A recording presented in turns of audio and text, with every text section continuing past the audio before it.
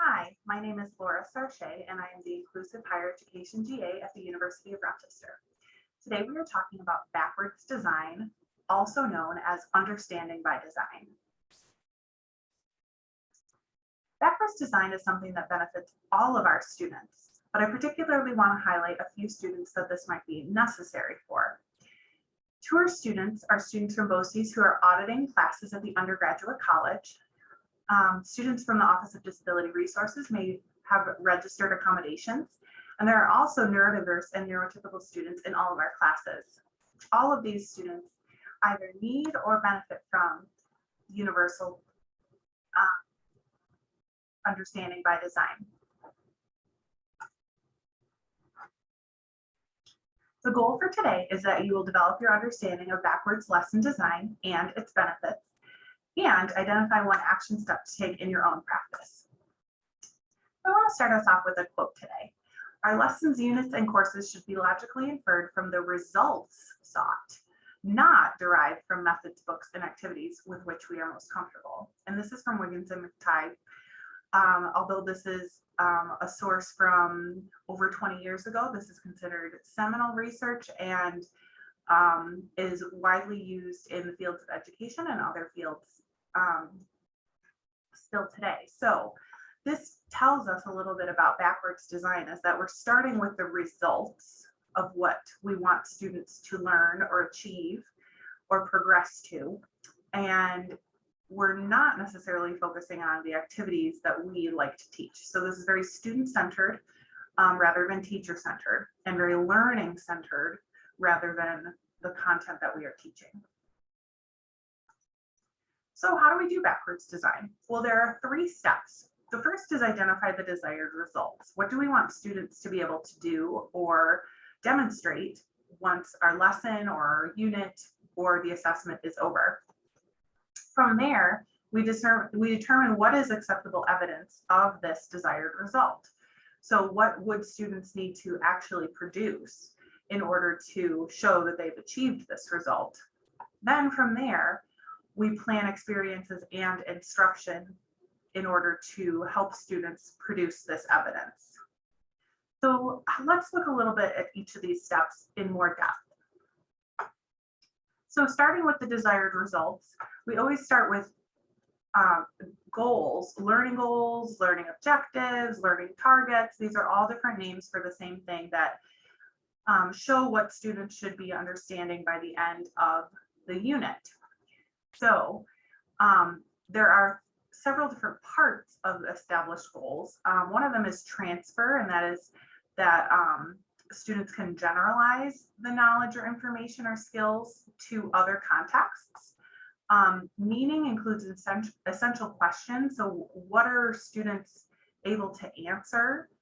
Kind of what are our guiding or leading questions throughout the unit? And understandings are big ideas. And then acquisition are the actual knowledge and skills that we want students to be able to do at the end of the unit. So all of this is what we should plan first when looking at our course or our unit or our lesson, starting with the desired results for students. Then from there, we can decide what criteria our students will be evaluated on in evidence and assessment. So these are often authentic performance tasks where students will be able to demonstrate their progress towards a goal.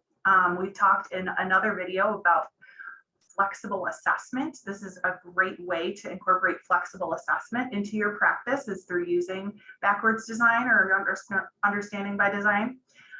You can also use other evidence, such as quizzes, tests, homework, discussions. Student self-assessments are great, another piece of evidence to show you whether students are making progress or not towards the desired results. Finally, once you've defined those 2 stages, you will develop a learning plan. So this includes individual activities and actual instructional strategies that you will use. So the lessons, the discussion, the activities, the problems that you're using, all of those activities that we might typically start with when we're planning. This is where we only come to these once we've already define the results and the evidence that we want students to be able to show. So these lesson ideas will often come much more naturally and be more related to our learning goals when we use backwards design. So why is this important? First of all, universal design is extremely goal directed. So all of our activities are related to learning targets. It's also student centered rather than teacher centered.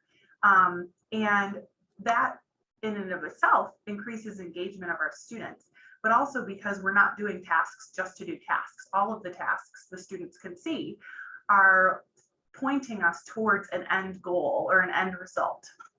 The focus is on the students learning, not on our teaching as instructors. This naturally provides a way for great, clear and direct and transparent instruction, and also gives way to accurate assessments.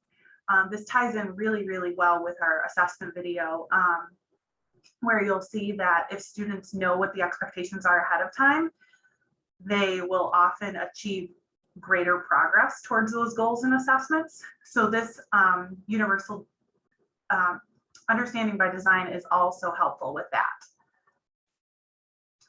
So can you incorporate backwards design into your course? Even for one lesson, give it a try. You can also use any of these other steps to enhance your inclusive practice, and feel free to email me with other ideas. I'd love to hear what you're doing in your classrooms. You can reach me at ihega@rochester.edu. Thank you.